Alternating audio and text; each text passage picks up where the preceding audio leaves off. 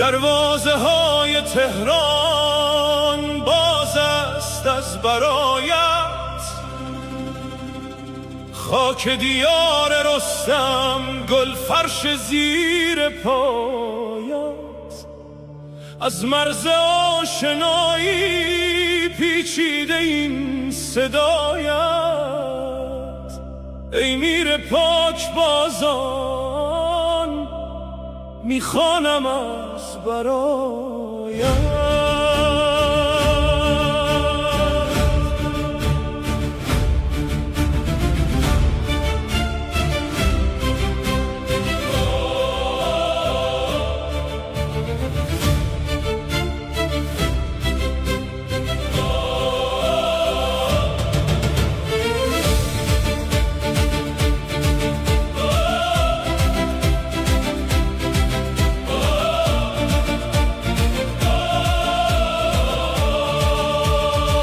از کشور برادر پیک صفا رسیدی، در آسمان وحدت نور خدا دمیدی. خطای تفرقه را با تیغ خود دریدی، در باغ دوستی ها گلهای تازه چیدی. خوش آمدی به تهران ای میر و هم قطارم، توی سپه سالار دیار دوست دارم. برای حفظ این مرز همیشه در کنارم، برادر دلاور امید روزگارم. پیوند ما قطور است با ریشه های ایمان، یک سو شکوه لاهور، یک سو جلال تهران. ما هر دو هم مسیرم در امتداد طوفان، با هم قدم گذاریم در راه حفظ پیمان.